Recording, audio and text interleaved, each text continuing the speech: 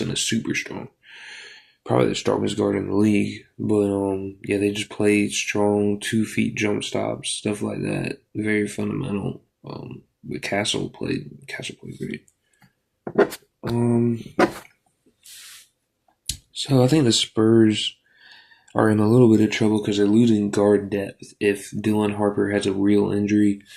I know he was dealing with injuries. I want to say the Trailblazer series.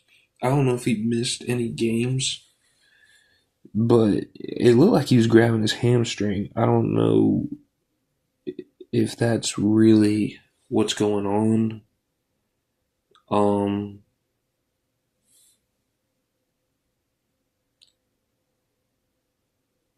but I don't know if that's really what's going on. I don't know the severity of the injury, but I think Fox is their second. To me, it's Johnson, then Fox, then Harper, then Castle. As far as like their top four guards. Um, so with Fox out, I still think, even with both of them out, I still think they're a better team than the Thunder. To me, I guess. But you're also, when you lose players like that, you're not only dealing with, like, it's not only Spurs versus Thunder, whoever's there. You're also having to account for that player you lost. You have to play differently because the way that you ran your offense through them, or the way that you did things with them, you have to adjust and you have to fill holes for what they provided. And that's hard to do on the fly. So if they keep losing guards and they keep having to adjust, and this person has to fill in and do this, and this person has to fill in and do this to account for the losses they have, that could cost them the series, honestly. But they've dealt with injuries before.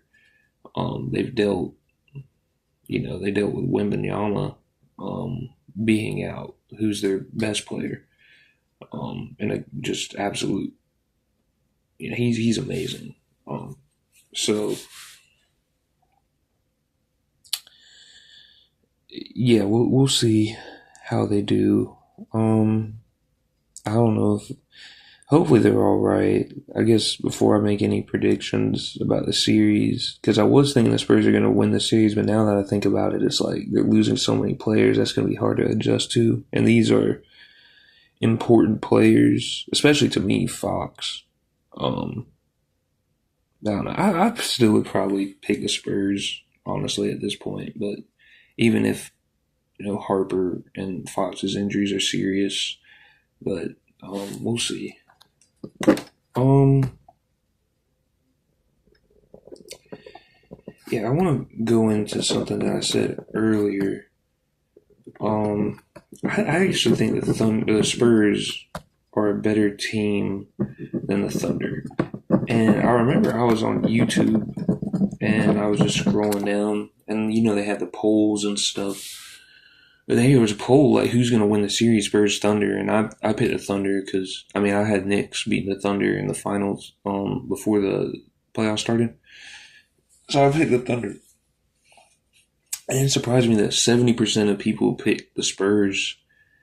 So it seems like a lot of people are coming around on how good Wembanyama is and how this Spurs team is ready to win right now. And I think when you watch them, Wembanyama is just a cheat code, honestly. He puts a lid on the basket. Every single shot is contested at like a rate that's never been contested in NBA history in a way, because he's 7'5" and how athletic and mobile he is. The way he can contest shots is just not something people are used to at the rim and in the mid range, and even at the three if he's guarding his own man.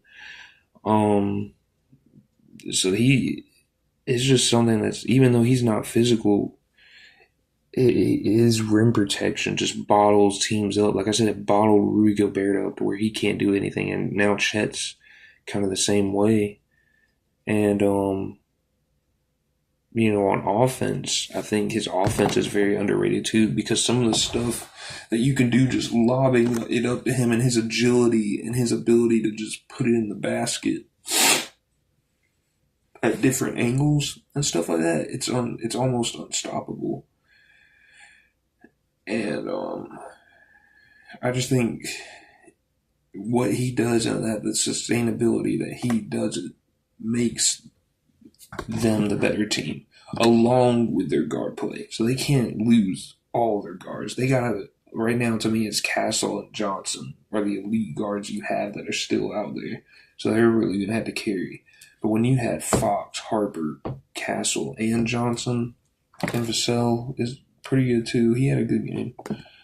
I think that they're just tough.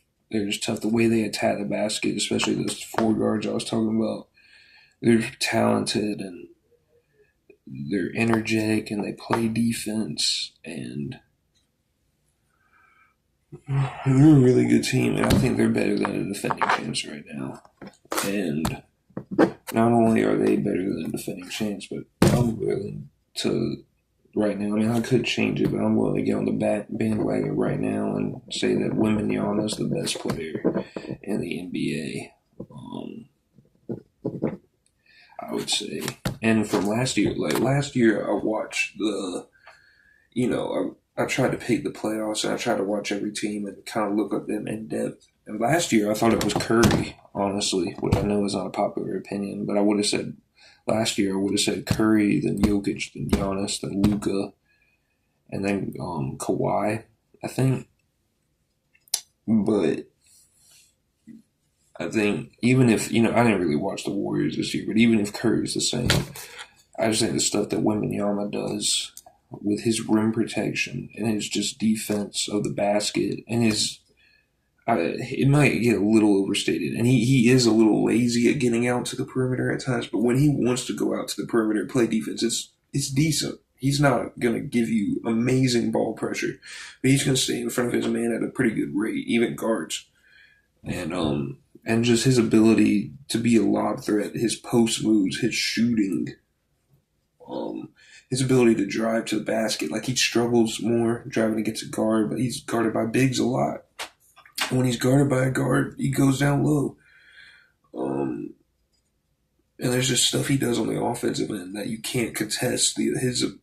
How high he's getting the ball on his layups and his jumpers and his post moves and stuff. There's really no contest for an agile 7'5" spin post hook. I just think he's so dominant, and he just impacts the game more than anyone in the game. Forget the stats. He might not ever be a 30-point per game scorer, and I think he will be. But to me, he's the best player in the world right now. So, and that's probably as far as I'm willing to go right now. But yeah, that's on the podcast for today. I don't know what I'm talking about podcast. Thank you for anybody that listened.